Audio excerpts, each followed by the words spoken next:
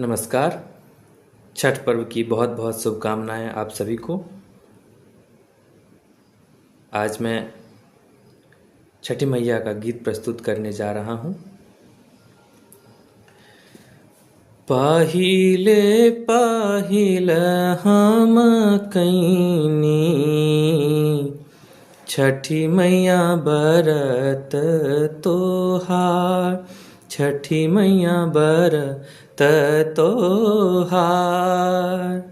करिया क्षमा छठी मैया, भूल चूक गलती हमार, भूल चूक गलती हमार।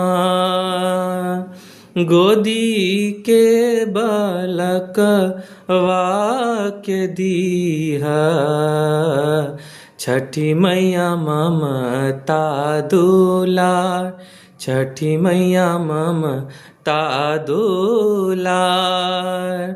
पिया के सनहिया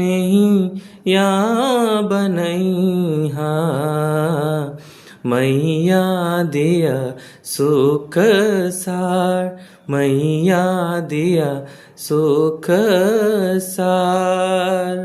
नारियल के रवा के गौदवा, सजल नदी या किनार, सजल नदी या किनार। सुनिया रज छठी मैया, बढ़े कुल परिवार, बढ़े कुल परिवार। घाट सजोली मनोहर, मैया तोरा भगति अपार, मैया तोरा भगति अपार। लिए अगर हे मैया, दीही आशीष हजार, दीही आशीष हजार।